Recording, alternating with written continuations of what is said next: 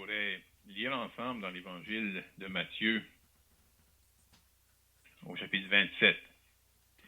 Matthieu chapitre 27, et nous allons lire à partir du verset 51.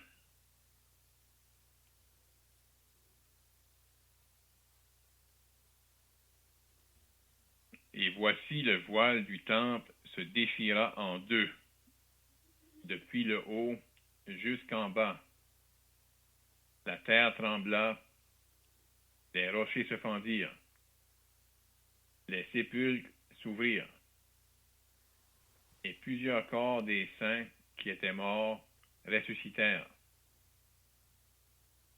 Étant sortis des sépulcres après la résurrection de Jésus, ils entrèrent dans la ville sainte et apparurent à un grand nombre de personnes.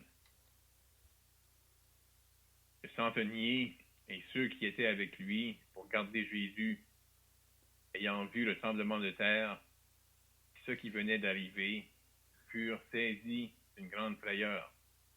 Ils dirent, « Assurément, cet homme était fils de Dieu. » Il y avait là plusieurs femmes qui regardaient de loin et qui avaient accompagné Jésus depuis la Galilée pour le servir. Parmi elles était Marie de Magdala, Marie, mère de Jacques et de Joseph, et la mère des fils de Zébédée. Le soir étant venu, arriva un homme riche d'Arimathée, nommé Joseph, qui était aussi disciple de Jésus. Il se rendit vers Pilate et demanda le corps de Jésus. Pilate ordonna de le lui remettre. Joseph prit le corps, l'enveloppa d'un linceul blanc et le déposa dans un sépulcre neuf, qui s'était fait tailler dans le roc. Puis il roula une grande pierre à l'entrée du sépulcre, et il s'en alla. Marie de Magdala et l'autre Marie étaient là, assises vis-à-vis du sépulcre. Le lendemain, qui était le jour après la préparation, les principaux sacrificateurs et les pharisiens allèrent ensemble auprès de Pilate et dirent, « Seigneur, nous nous souvenons que cet imposteur a dit, quand il vivait encore, « Après 3 jours, je ressusciterai. » Ordonne donc que le sépulcre soit gardé jusqu'au 3e jour, afin que ses disciples ne viennent pas dérober le corps et dire au peuple, « Il est ressuscité des morts. » Cette dernière imposture serait pire que la première. Pilate leur dit, « Vous avez une garde. Allez, gardez-le comme vous l'entendrez. » Ils s'en allèrent et s'assurèrent du sépulcre au moyen de la garde, après avoir scellé la pierre.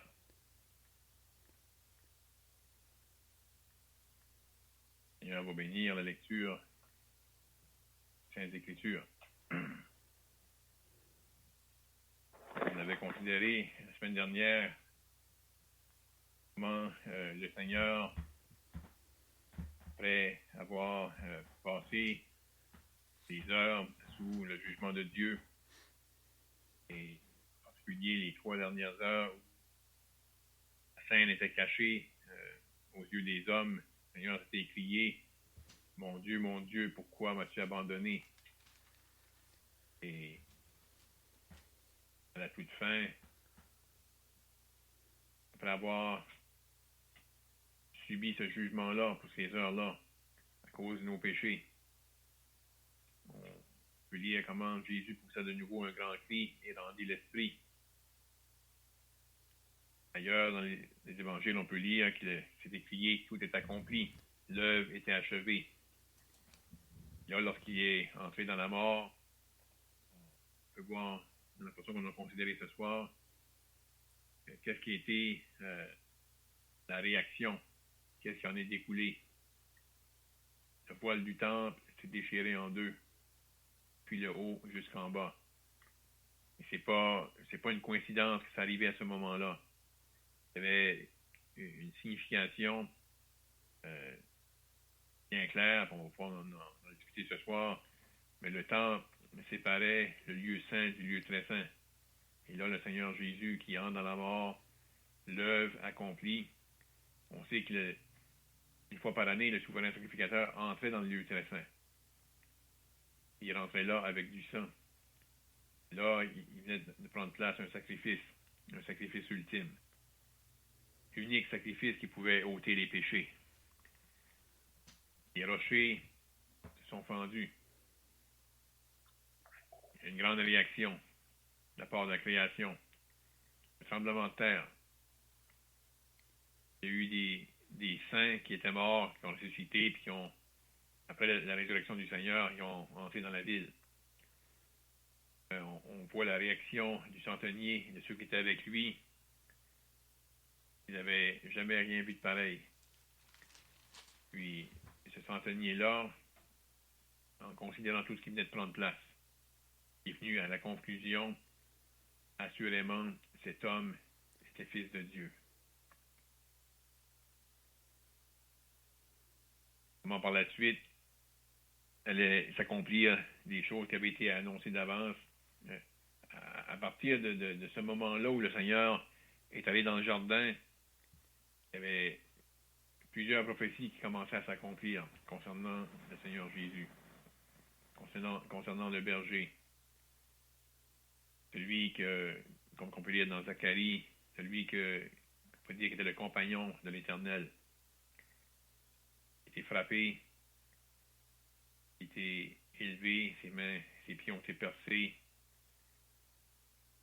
il est rentré dans la mort, mais malgré le fait qu'il venait de subir la mort d'un criminel, il va être déposé dans un sépulcre d'un homme riche. Que Joseph d'Arimathée s'avait fait tailler dans le roc. Donc il n'a pas subi le sort d'un criminel, comme les autres brigands, mais il a été enseveli dans un sépulcre d'un homme riche, comme que Isaïe l'avait annoncé. Et là, je ne sais pas si on va se rendre là, mais on voit qu'est-ce qui a été la réaction des hommes religieux. Certainement, ils étaient contents de le voir mort, mais ils n'ont jamais oublié ce que le Seigneur avait dit. Puis, même si au tout début, lorsque le Seigneur faisait référence à son corps, puis qu'il avait dit d'établir ce temple, et en 3 jours, je le relèverai, il pensait qu'il parlait du temple, le temple physique à Jérusalem. Éventuellement, ils avaient compris ce que le Seigneur disait.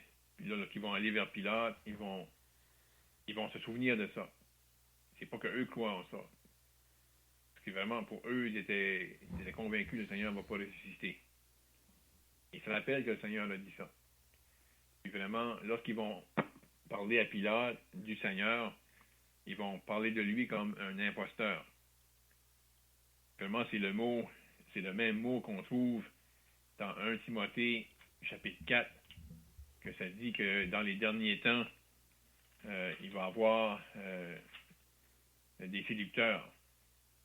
Donc, c'est le mot, justement, pour séduire, puis tromper. Donc, c'est comme si eux, ils parlent du Seigneur comme un séducteur, un trompeur, qui a fait à croire à ses disciples qu'il a ressuscité, ses disciples ont cru en lui. Mais vraiment, c'est pas vrai. Il les a séduits, il les a trompés. On sait que c'est pas ça. Pour ces hommes-là religieux, ces hommes-là qui s'opposent au Seigneur, c'est ça qu'ils voient du Seigneur. Puis là, ils veulent faire sûr que les disciples ne vont pas venir pour le prendre. Il a annoncé au monde qu'il est ressuscité, que ce serait pas vrai. Et ils ont mis tous les efforts pour que ce soit impossible que les disciples viennent. Mais on ne va pas se rendre là ce soir, mais là, dans le chapitre 28, c'est bien clair, le Seigneur avait besoin d'aucune aide pour sortir du tombeau. Il est ressuscité avec puissance.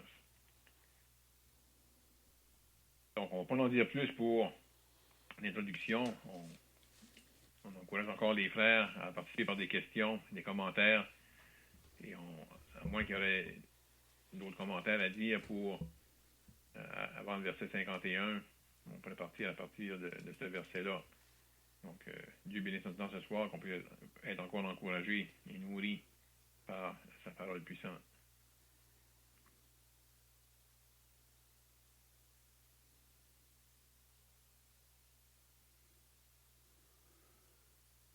Donc, on voit à partir du verset 51 qu'après que Jésus a rendu l'esprit, on sait que Jésus a donné sa vie.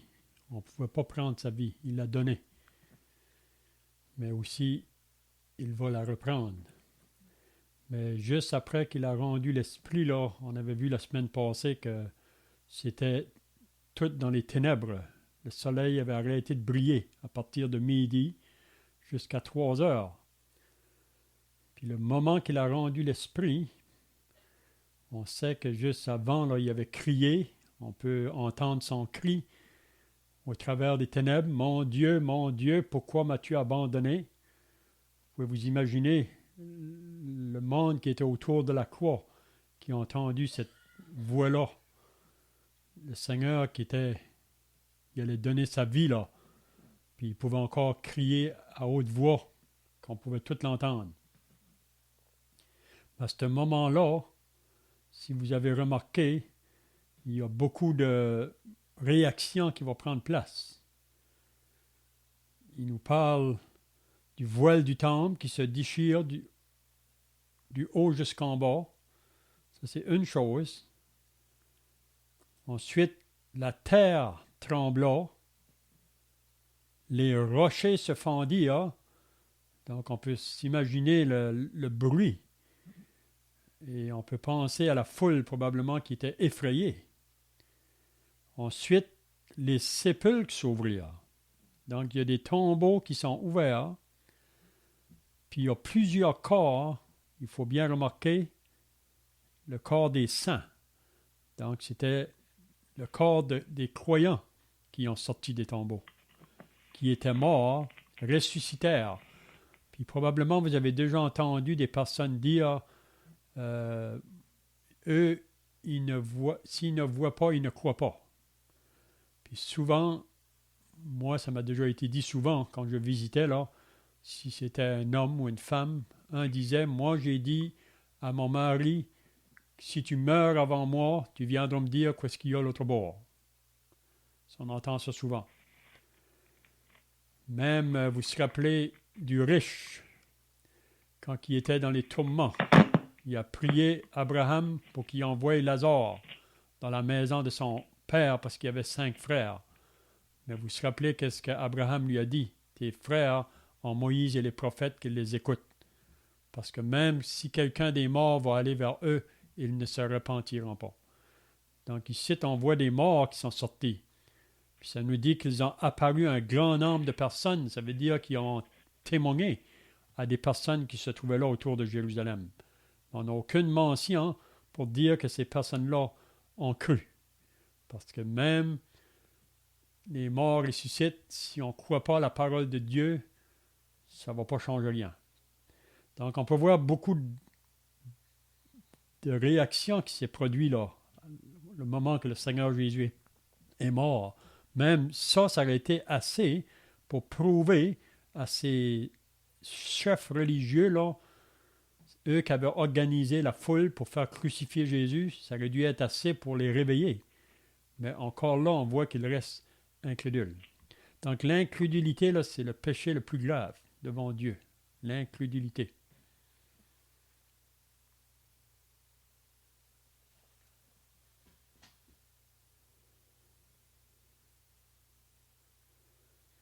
C'est bien de toucher ce que notre frère a dit au début là, concernant le voile du temple qui s'est déchiré.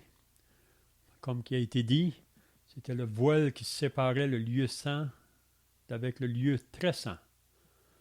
Puis comme le frère a dit, seulement une fois par année, le souverain sacrificateur entrait pour offrir le sacrifice pour les péchés du peuple. Mais ça pouvait simplement couvrir, ça n'ôtait pas le péché. Et le Seigneur Jésus, lui, après qu'il s'est offert en sacrifice une seule fois, il ne va pas le faire de nouveau, mais c'est lui qui nous a ouvert l'accès. Il nous a ouvert cette porte pour qu'on puisse maintenant entrer dans ce lieu-là à tout moment pour faire connaître même nos besoins. On sait que le Seigneur Jésus nous représente présentement comme souverain sacrificateur et comme avocat, mais on peut entrer dans le lieu, au trône de Dieu dans tous les moments.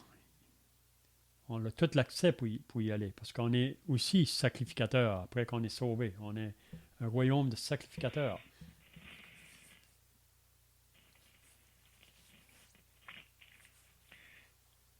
Parce qu'on peut, j'en ai pensé, on peut lire dans l'Épître aux Hébreux, au chapitre 9, puis l'auteur, justement, fait sortir beaucoup de choses dans l'Ancien Testament lorsqu'il était question de certains qui avaient professé le salut puis qui retournaient au judaïsme. Puis là, au chapitre 9, il parle de ceux qui composaient le tabernacle. Puis là, il mentionne au verset 7, et dans la seconde partie, il y avait le voile. Dans la seconde, ça nous dit le souverain sacrificateur seul entre une fois par an, non sans y porter du sang qu'il offre pour lui-même et pour les péchés du peuple. Le Saint-Esprit montrait par là que le chemin au lieu très saint n'était pas encore ouvert. Tant que le premier tabernacle subsistait, c'est un symbole pour le temps présent. Il signifie que les dons et sacrifices présentés ne peuvent rendre parfait sous le rapport de la conscience celui qui rend ce culte. Donc le chemin au lieu très saint n'était pas encore ouvert.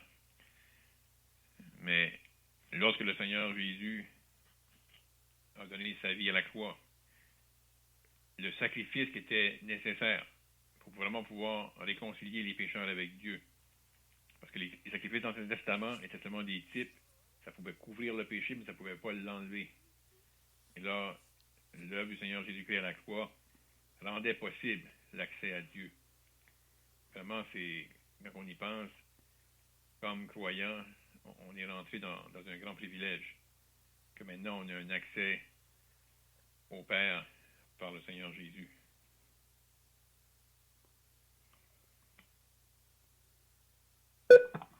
On peut dire aussi quand le voile s'est déchiré, la période de la loi finissait là, puis là c'était de la grâce qui commençait. Hein.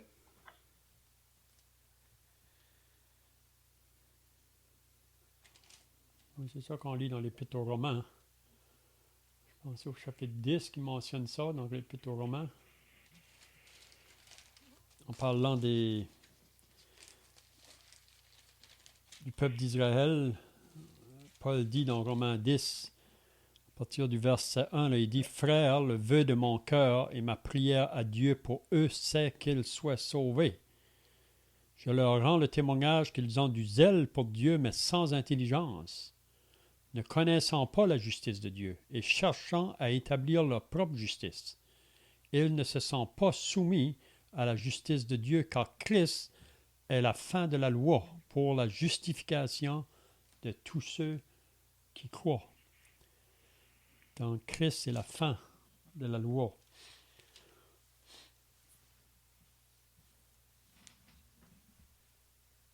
C'est pas qu'il est venu abolir la loi, mais Christ est venu pour l'accomplir. Si on regarde, on dit que voici le voile du temple se déchira en deux, depuis le haut jusqu'en bas. Et voilà, là, moi j'avais comme une pensée là-dessus. Le voile s'est déchiré de haut en bas, pas de bas en haut. On peut voir là que Dieu voulait avoir une communion avec la terre, avec tous ceux qui sont sauvés. C'est Dieu, et de haut jusqu'en bas.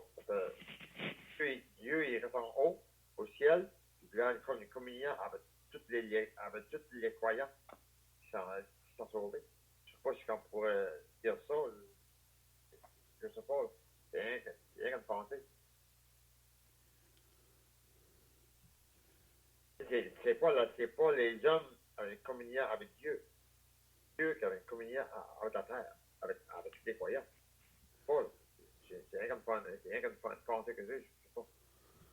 Mais on sait qu'avant que Jésus est mort sur la croix, avant que le voile ait été déchiré, là, il n'y a personne qui pouvait avoir accès dans la présence de Dieu. On sait que ceux qui mouraient, dans l'Ancien Testament, là, il y avait 2 compartiments.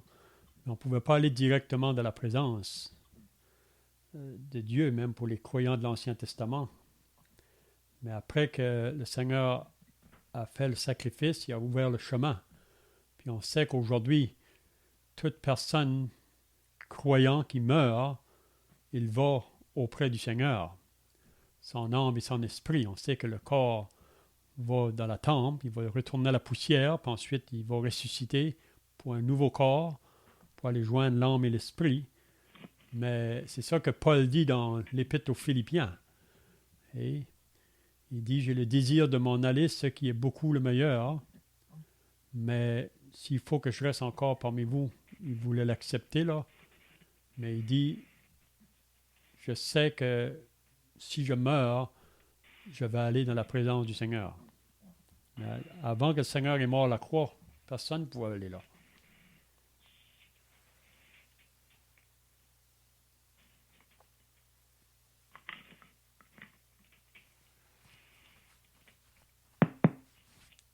Parce que justement, le fait que ça a été déchiré du haut jusqu'en bas, ceux qui avaient été témoins de ça pouvaient, sans peut-être comprendre, mais c'était pas une main humaine. Parce que c'était déchiré à partir du haut. Ils ont vu ça déchiré à partir du haut. Donc, c'est Dieu. Lorsque le Seigneur Jésus a donné sa vie, c'est comme si c'est Dieu qui a déclaré quelque chose là, en déchirant le voile. Cet accès-là était limité. Puis on pense précisément que la raison que c'était limité dans l'Ancien Testament aussi, le peuple, malgré que c'était un peuple qui avait sorti d'Égypte, c'était un peuple qui avait encore cette capacité-là de pécher. Puis on le voit à travers tout le voyage dans le désert. À plusieurs reprises, il y a eu des péchés, il y a eu des murmures. Puis là, Dieu avait mis en place le tabernacle, puis une manière de pouvoir s'approcher de Dieu, mais c'était seulement, il y avait des sacrificateurs, il y avait le souverain sacrificateur qui faisait une fonction vraiment spéciale. Mais là, le Seigneur vient comme le grand souverain sacrificateur, puis lui, il était rejeté. Puis avec ça qu'on va même considérer, ils vont le décrire comme un imposteur, un séducteur. Parce que lui, vraiment, il était la vérité. Il était vraiment l'opposé. On peut le dire du diable que lui est un séducteur. Puis on peut dire qu'il peut y avoir des gens, des faux enseignants qui sont des séducteurs. Mais le Seigneur était la vérité. Il voulait éclairer les hommes. Puis là, il rentre volontairement dans la mort. Puis là, Dieu déchire le voile. Puis le reste de ce qui a été soulevé, il n'y avait jamais rien comme ça qui s'avait produit. Là, on a un païen, un centenier romain, avec les autres gardes, quand ils vont voir la scène, ils considèrent tout ce qui vient de se passer, ils viennent à la conclusion qu'il était vraiment le Fils de Dieu. Et ça, c'est bien de souligner ça, que ce centenier-là là, a pu dire assurément cet homme était fils de Dieu. Vous savez que c'est une parole qui est niée, ça, dans le monde. Beaucoup ne veulent pas reconnaître que Jésus est fils de Dieu. Il était le fils unique de Dieu. Puis même, on a vu déjà là que Jésus a dit lui-même qu'il était fils de Dieu. Donc ça, c'est une bonne question à demander à ceux qui viennent à nos portes. Pour moi, il y a 3 questions qui devraient être demandées concernant Jésus, parce que si on n'est pas clair sur la personne du Seigneur Jésus-Christ, ça veut dire qu'on est dans le chemin de l'erreur. Donc la question qu'on peut demander premièrement, est-ce que Jésus est Dieu? Vous savez, il y a des groupes aujourd'hui qui sont prêts à dire qu'il est fils de Dieu, mais il n'est pas Dieu. Donc, s'ils ne reconnaissent pas ça, pour moi, c'est faux. Est-ce qu'il est fils de Dieu? Et il y a beaucoup qui ne reconnaissent pas ça. Puis il y a une autre question aussi qui peut être demandée. Est-ce que Jésus aurait pu pécher?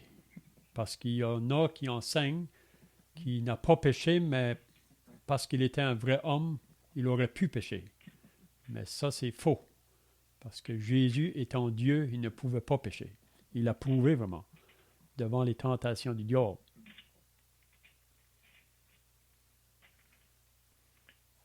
Vraiment, les Juifs comprenaient vraiment le langage du Seigneur. Les Juifs comprenaient lorsqu'il disait qu'il était le Fils de Dieu ou qu'il appelait Dieu son Père. On voit dans l'Évangile de Jean, au chapitre 5, lorsqu'il mentionne, il dit « Mon Père agit jusqu'à présent, moi aussi j'agis ». Là, les Juifs voulaient encore le faire mourir. C'est-à-dire non seulement parce qu'il violait le sabbat, mais parce qu'il appelait Dieu son propre Père, se faisant lui-même égal à Dieu. C'est quelque chose qui était évident pour les Juifs. Parce que le Seigneur disait qu'il était le Fils de Dieu ou qu'il appelait Dieu son Père, il se faisait égal à Dieu. Puis il disait, mon Père agit jusqu'à maintenant et moi aussi. Donc il faisait...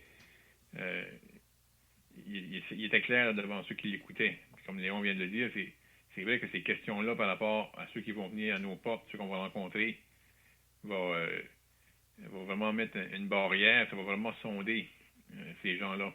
Est-ce qu'ils sont dans la vérité ou est-ce qu'ils sont dans l'erreur? Quand il y a une place qui dit pareil, moi et le Père, nous sommes un. On va voir que le Fils, le Père, pareil, c'est un, c'est la même personne.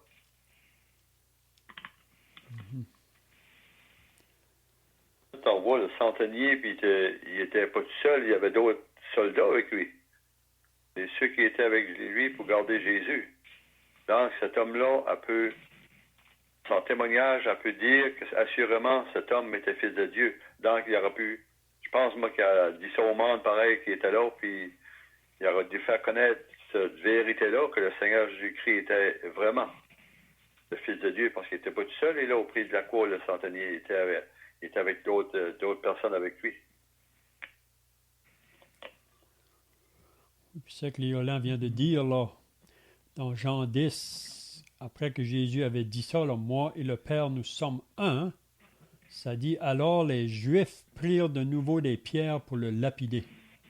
C'est ça qu'ils ne pouvaient pas accepter. Ils ne pouvaient pas accepter que Jésus était égal avec le Père. Ben, on peut-tu dire que ça accusait les Juifs, ça, comme que notre frère Léon a dit, là, que moi et le Père, nous sommes un, là.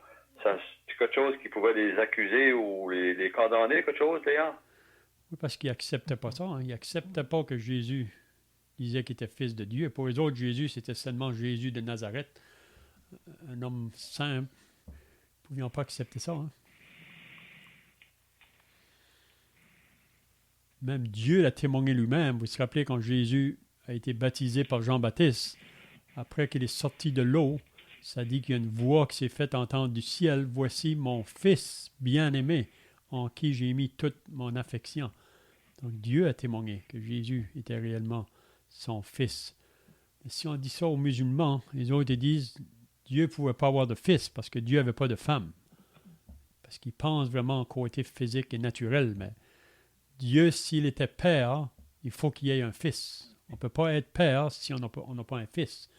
Donc, j'ai parlé avec un musulman cette semaine, puis je lui disais de lire Proverbe au chapitre 8, parce qu'il parle de Jésus, là, mais avant qu'il est venu sur la terre, comme fils éternel de Dieu. Proverbe 8, il est comparé à la sagesse. Donc, c'est un bon chapitre à faire lire, cela, pour dire que Jésus était là avant qu'il est venu ici-bas, hein, comme fils de Dieu. Il ne portait pas le nom de Jésus, il était le Fils éternel de Dieu. Il a juste porté le nom de Jésus quand il est venu prendre forme comme un homme sur la terre. Puis on sait maintenant qu'il est retourné dans le ciel. Puis il est là comme un homme. Jésus assis à la droite de Dieu.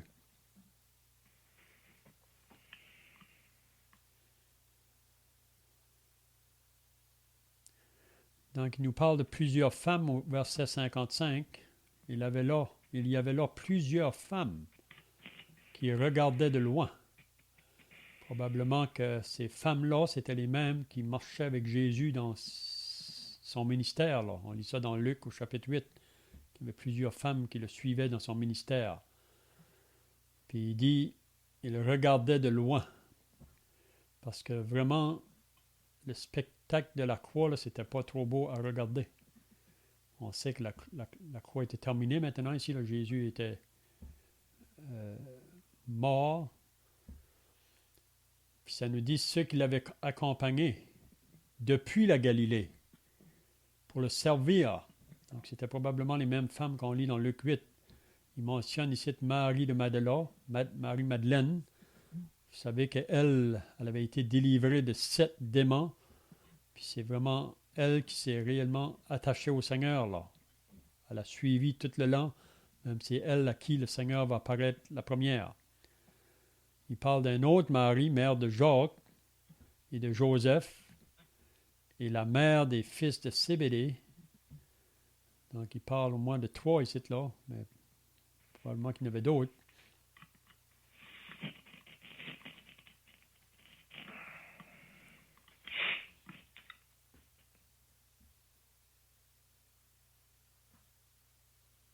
C'est Léon, c'est les femmes qui est nommées, là. Ça peut-il nous apprendre quelque chose là-dessus ou parce qu'il n'y a pas d'homme qui est nommé, mais les femmes sont nommées ici, là. Oui, peut-être que les hommes étaient tous enfui. On sait que la plupart s'avaient enfui. On peut voir que les femmes, on peut voir ça, qu'ils sont plus courageux, je pense, que les hommes. Parce que même au chapitre 28, le jour de la résurrection, c'était les femmes qui sont allées là de bonne heure le matin. Ils sont partis même avant le lever du soleil. Puis leur pensée était, c'est qui va nous rouler la pierre? Parce qu'ils voulaient venir pour l'embaumer vraiment. Mais on voit que les femmes, souvent, ils sont plus courageuses que les hommes quand ça vient à prendre position pour Dieu. On voit ça souvent. Même beaucoup de personnes que je contacte, c'est souvent les femmes. On dirait qu'ils sont plus ouvertes. Il peut y avoir des exceptions, là. Mais les femmes, ils sont plus courageuses. Ils sont moins craintifs, on pourrait dire, peut-être, que les hommes. Les frères ont d'autres pensées, là. On pourrait dire qu'ils sont plus fonceuses pareil, je pense. Mm-hmm. On peut voir ici, il y a un petit mot qui est utilisé à propos de ces femmes-là. Ça dit au verset 55, il y avait plusieurs femmes qui regardaient de loin et qui avaient accompagné Jésus depuis la Galilée pour le servir. Ces femmes-là étaient vraiment au service du Seigneur. Puis, je ne sais pas si la même expression est ressortie ailleurs pour les frères, mais on sait que les disciples étaient là, puis ils faisaient un travail. Peut-être que d'autres auraient pu dire, on fait un service. Ils étaient actifs et ils faisaient quelque chose. Mais ici, c'est en que ça ressort pour les femmes qu'eux, ils servaient le Seigneur. Puis, le Seigneur est entré dans la mort, mais ils ont encore un service, ils ont encore quelque chose à faire pour lui. C'est eux qui vont aller l'embaumer. Ils l'ont servi avant, puis ils vont encore le servir même s'il est mort. Ils vont aller jusqu'au bout. Puis, même s'ils ne comprennent pas tout, comme c'était mentionné, les frères ont eu peur, ils étaient dans la crainte. Le Seigneur a été battu. Qu'est-ce qui va nous arriver? Mais les femmes qui avaient accompagné le Seigneur pour le servir, encore là, ils vont aller. Puis, c'est pas la crainte qui va les empêcher d'aller au tombeau pour encore rendre un service pour le Seigneur. Parce que dans Luc 8, là, c'est ça qu'on lit, hein? Jésus allait de ville en ville et de village en village, prêchant et annonçant la bonne nouvelle du royaume de Dieu. Les 12 étaient avec lui et quelques femmes qui avaient été guéries d'esprits malins et de maladies. Marie dite de Magdala, de laquelle étaient sortis 7 démons, Jeanne, femme de Jussa, intendant d'Hérode, Suzanne et plusieurs autres qui l'assistaient de leurs biens. Donc, ils étaient là vraiment pour aider vraiment dans le travail, là. Donc, les sœurs ont du travail à faire quand ça vient le temps pour annoncer le message de l'Évangile autour. Ils peuvent être là pour aider dans ce travail-là.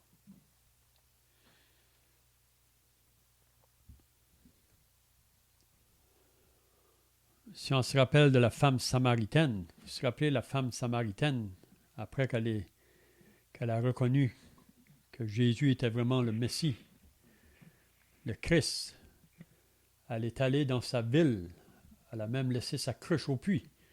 Elle est partie dans la ville pour dire « Venez voir un homme qui m'a dit tout ce que j'ai fait, n'est-ce pas le Christ ?» Donc, elle était prête à proclamer le Seigneur Jésus, puis ça nous dit à partir de là que toute la ville, beaucoup s'est converti, puis ils sont venus vraiment pour voir. Ouais, donc, la femme a son rôle, a sa place vraiment dans son témoignage pour Dieu. Parce que les sœurs, au niveau de l'Assemblée, sont dans le silence, mais il y avait un travail à faire pour le Seigneur pareil. Ça ne veut pas dire qu'eux autres, si eux autres sont dans le silence, qu'ils ne faisaient rien pour le Seigneur. Mais ils faisaient, il y a un travail pour eux autres pareil pour le Seigneur. Pas seulement les frères. Mm-hmm.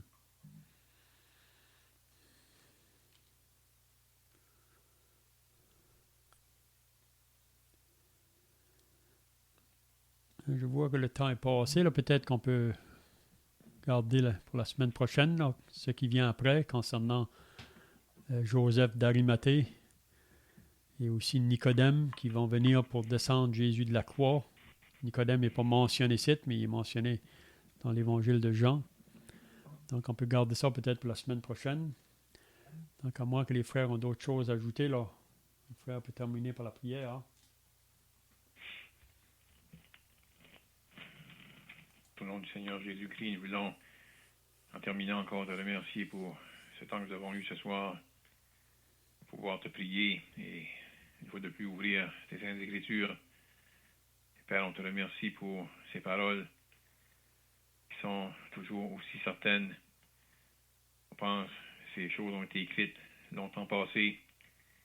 Ces paroles relatent les événements qui ont pris place concernant ton Fils unique. Ces événements qui étaient à ce moment incomprises par les disciples, mais ces choses qui avaient été annoncées d'avance et comment elles se sont accomplies à la lettre. Et Père, on te remercie que ces vérités qui, pour longtemps, étaient cachées à nos yeux, lorsqu'on était sans espérance dans nos péchés, ces vérités nous ont été révélées. Et on te remercie que, encore ce soir, on peut considérer que ton Fils a accompli à la croix. Volontairement, il a donné sa vie, il est entré dans la mort. Et comment il est sorti vivant, vainqueur. Et il est à ta droite, attend ce jour glorieux où il va appeler à lui ceux qui lui appartiennent. Et on te rend grâce, Père, qu'on est de ce nombre. Et on a hâte à ce jour où on va laisser rencontre sur les nuées. Lorsqu'on pense à ce moment, on te prie pour ceux de nos familles, ceux qui nous entourent, qui sont sans espérance, que tu peux encore en sauver. Et maintenant, on veut te prier que tu puisses nous garder lorsqu'on va se quitter. On te prie au nom du Seigneur Jésus-Christ. Amen. Amen.